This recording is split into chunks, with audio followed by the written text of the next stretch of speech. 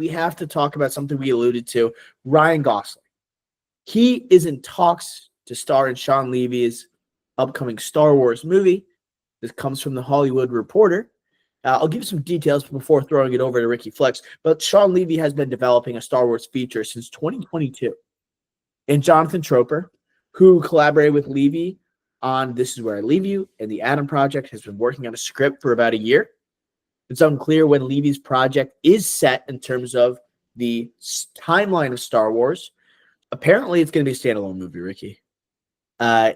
People are thinking now with the casting of Gosling, it's going to be fast-tracked with him being there. There's a good chance this is the next Star Wars project following the Mandalorian and Grogu movies set to release in 2026.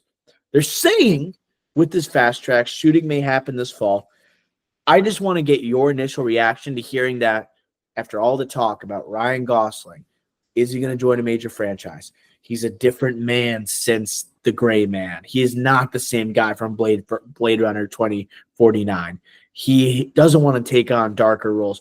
What was your reaction to hearing that he is going to be a part of the Star Wars franchise in a Shawn Levy film out of all the projects that have been teased? He didn't joke with us. He was being serious. He's definitely serious. He's no longer doing these, quiet, emotionally dark characters. Like he's done doing that. Like he's doing Star Wars with Disney, for God's sakes, and with Shawn Levy, a comedy director. So yeah, he's chosen a path here, and it's similar to what Jake G has done, albeit with Star Wars, so a big IP. Jake G still hold out hope for him being Batman in the DCU, but yeah, this is, for me, I don't love it. Like I think most people here, not here, but like most people are like, oh my God, this is like arguably the best franchise that we have, and arguably like the most likable actor that we have combining. Sure, but it's Star Wars at the worst it's ever been, and Ryan Gosling, not like, he is great at being a charismatic guy because he is, but that's not what I think of him at his best. I'm thinking of him at his best when he is playing those quiet, darker characters. Because that's what I want to see. I want to see him competing at the highest level for an Oscar, similar to a Jake G. So for me, this kind of reminds me of Harrison Ford. I feel like he is turning into the Harrison Ford of this generation, where he has the charisma. He's a ladies' man. He's turning into an action star. He was Oscar nominated, but now he's just full-blown action star and just likable guy. And like, he's still a good actor, but now he's just like, he's going to be in Star Wars. Like, you can't go back from that. It's something about the state of Star Wars right now, where they haven't made a movie since obviously episode 9. And you've seen the struggles they've had with TV and with literally canceled series. And then they had their most, at their least watched show in the history of Star Wars, literally just end. And then you have this news of Ryan Gosling working with Shawn Levy. Shawn Levy, like, first off, I didn't think was a perfect fit for a Star Wars movie. I thought that was kind of, it's Disney on Disney crime. It's Deadpool Wolverine director. Yeah, Deadpool Wolverine makes $1 billion, and like, they saw that was going to be a massive hit. Then he's transitioning to Star Wars. Like, Ryan Gosling, he's really good at doing what Shawn Levy probably wants him to do. Like, he's very charismatic. Like, he can do what Ryan Reynolds does, like, for a Shawn Levy movie, and he could just do it way better. So it's like, yeah, it could be good with him as the lead. It's probably tempting that it's like a one-off project, most likely, and it could be disconnected from everything else Star Wars. And it's just really tough to hear Ryan Gosling doing this when you hear the movies he's done since like Blade Runner 2049. Like, since The Gray Man, right? That came out in 2022. Blade Runner 2049, I think, was like 2017. It was like the last dark movie he did. Okay. Yeah. Or at least like grittier type of movie. You'll see what I mean when I list these movies. Gray Man 2022, Netflix. This was the turning point when you look at his filmography. Everything changed. From then, Barbie 2023. Unexpected, just smash in terms of like what it did for his career. And then The Fall Guy 2024, where it's like, hey, I like being the movie star. I like being the guy that everyone loves, whether it be Ken or whether it be the Fall Guy. You got Project Hail Mary, which is Phil Lord and Chris Miller, the guys who do the Spider-Verse movie. It's like I'm sensing a pattern here. And then the Star Wars movie directed by Shawn Levy, who doesn't seem to have like a mean bone in his body. You know, I'm just sensing a pattern here that I don't like. And I'm starting to think a really bad thing about Ryan Gosling, and that is he's kind of a sellout. A little bit of a sellout, settling a little bit. Because if you think about this, like Star Wars needs this more than him by a lot. They're paying so much money probably to do this, man. And if you think about this, all right, hear me out for a second. This is Star Wars' first A-lister. Think about it. Mark Hamill, it was not an A-lister when he took, right? Harrison Ford wasn't. Yeah, you look at the prequels. Nope. And you look at Ewan McGregor was coming not at the time. Liam Neeson. Transpotting though. I think he became an A-lister at the back half of the prequels. He was not an A-list movie star, right? Man. And Liam Neeson, like, yes, he like, you know, he was big, but like that, but like he wasn't. He was a supporting character. This isn't like this is him, Gosling, right? And then look at like Daisy Ridley. So like, I guess what I'm trying, and like Rogue One, obviously. So then like, I'm just saying, like, Star Wars is a little desperate, and Gosling, you are right. It's like, I made $12.5 million from Barbie, plus probably something from the box office.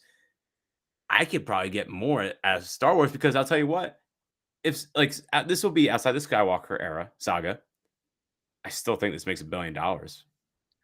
I don't know. I have to see what this movie is because I don't know. When I look at Ryan Gosling, you think Harrison Ford, like you think he's going to be a smuggler of some kind. You know, I don't picture Ryan Gosling. I think that guy's going to be a Jedi. I don't think that at all. No. I don't look at that guy. I'm like, that guy's a Sith. I look at that guy and I'm saying this guy is a swindler. He is Harrison Ford. Bounty hunter type. Bounty hunter would be kind of badass, but you can't cover his face. Absolutely not. No way. But like, yes, I mentioned Harrison Ford. Connected type all in a similar path, dude. Blade Runner, Star Wars. Like, it's kind of, I don't want to say sad because Harrison Ford is one of our greats, right? But like at the same time, it's like we thought Ryan Gosling, 3-time Oscar nominee, like this guy was going to be the guy. And now he's kind of feels like he's settling and going for the money a little bit. And like, I still have faith in Project Hail Mary, as in that could. I think it's going to be good, but it's just like, but that's the one that stands out. It's different than the other projects, like the Fall Guy, probably the birth of a franchise. Probably he's going to have to do the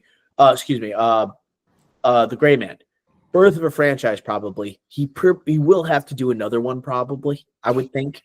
You know, the Fall Guy does not do well financially, so you probably don't have to do a sequel for that. Barbie, you're probably going to have to do a sequel for that. Star Wars, standalone project, maybe, but it's still Star Wars, even if it is a standalone project, right? Project Hail Mary is the one that's like, this is like Phil Lord and Chris Miller trying to show that they don't just do like the franchise stuff. And it's like, maybe this can contend at the Oscars. And that's where Ryan Gosling still's like, I'm that guy still, but I'm also cashing. Yeah, it is interesting though, because if we look at this, I know we're kind of hating on this, but if we talk a little bit here, yeah, it is interesting because Shawn Levy is kind of putting Ryan Gosling in his first interest over Ryan Reynolds a little bit, because Shawn Levy is currently working on his next project was going to be with Ryan Reynolds and Hugh Jackman again for this movie called Boy Band, a Paramount movie. And now, because Ryan Gosling signed up for this so late in the game, they're going to be this will be his next project, and also Ryan Gosling's, but Shawn Levy's, and it will be Star Wars' next movie after The Mandalorian Grogu in 2026.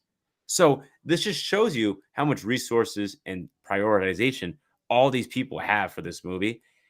Is it going to feel rushed? Is it going to feel they did put their resources and their prioritization to good use? Maybe, I don't know, but all I know is like it's kind of weird that like he's leaving a Ryan Reynolds, Hugh Jackman movie, two guys that just made him $1 billion at the box office, to do Gosling and Star Wars. I just thought that was interesting. I think it's such a smart move, though. You know, it's first of all, it's Star Wars. They want to get movies right, and they are putting their trust in you, and they give you Ryan Gosling. It's like, holy shit, I have to make this movie. Like, even though he's like selling out a little bit, that's kind of how we're portraying it. He's one of the most talented actors on earth, and he's one of the most charming, right, charismatic actors on planet Earth right now. So you have to make this movie. I'm curious of like if this was the right movie that we want to see Ryan Gosling do for Star Wars. That's kind of what my next question was going to be. Would you rather see Ryan Gosling in like a more serious, like a Ten Commandments style story of the Force with James Mangold? I absolutely would. I absolutely would. Like that would almost have a vibe that is as serious as Blade Runner 2049. You could bring that to Star Wars. Ryan Gosling, you're that guy. That would be badass as like that would be sick. Now And who knows if you're going to make a sequel to that or not? Why don't you just make the movie with Mangold? And why are you worried about if it's a one-off necessarily? Because like you're selling out with all these other movies. You're making the Gray Man. Like, come on, So would you see that? Like you're trying to go away from the Skywalker saga, maybe, and you're trying to start this new trilogy. Would you rather see Ryan Gosling as the centerpiece of that? He would not say yes to that, most likely. But I'm just thinking of other projects he would say yes to. It's just Shawn Levy. It just seems like that movie, it's going to be all about dollars and cents. And it's not going to be like, this is a worthwhile endeavor into Star Wars that's going to match the level of filmmaking of not only the original trilogy, but of, let's say, a Rogue One. Can we make like a Rogue One story with like Ryan Gosling in the center? It's the part of Shawn Levy that has me sketched out. And I'm like, I don't believe in this project already. You know what I mean? Yeah, I do. And like the Shawn Levy part of it confirms that Ryan Gosling will be his charismatic self. And like that's why, like for me, it's just like he's just kind of being himself to an extent and not actually like doing his capital A acting that we love and he's one of the best in the world at.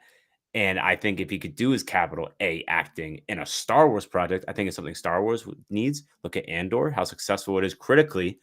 If you do Ryan Gosling with that, like you mentioned a couple ideas, I absolutely love that. But that's not what we're going to get here. And here we know a few things. One, this is confirmed not a part of the Skywalker saga, not Is it connected. confirmed that that's confirmed? Yeah, confirmed, not connected, and it's supposed to be a standalone movie. And so apparently Shawn Levy's been developing the script since 2022 with Jonathan Troper, and he's the guy that helped with This Is Where I Leave You. Shout out, great comedy, but like, come on. I like And that the Adam movie. Project. You know what we did the other day? Guilty pleasures. One of the best guilty pleasures is This Is Where I Leave You. That is a good one. I love that comedy, but not a great movie. And the Adam Project, a movie I was much downer on than you. But oh yeah, no, you're putting the stinky face on. So my point is, these are not the people we want for a Star Wars project, and we're having one of the best actors of our generation be with them. I'm sure it's going to be a fun, entertaining movie, be funny a lot, but at the same time, like, is this what we want? Right? And like you gave a couple good examples that are light years better than what we have here, no pun intended. It's just, I don't know. It just kind of feels off to me. It feels like a downer, like a loss of potential. It just feels like we're making a movie for dollars and cents, and that's it. Like it doesn't feel legitimately exciting. If we had Ryan Gosling said, I'm going to be Ghost Rider in the MCU, and I'm gonna have, I don't know, freaking Ryan Coogler directing the goddamn movie, I would be freaking jacked up. If you had an exciting person taking on a character or taking on a universe you've always wanted to see, and you had a person with them that you believed in that are going to make a kick-ass project. The person who made Deadpool and Wolverine, I get it. It made so much money, and it was a fun time at the theater. But have you watched Deadpool and Wolverine since we saw it in theater? Did you watch it on Disney Plus, Ricky? I watched it when it came out on stream with our parents. And did it hit remotely the same as it did in theaters? No, not at all. And Star Wars, to me, should be something you not only enjoy in the theaters, but lasts the test of time. That's Star Wars. It's not a gimmick. It's not a roller coaster ride like Martin Scorsese would say the MCU is. Like, you can't have Star Wars become something that's just a Disney World ride. And that's what it's become. Like, you can't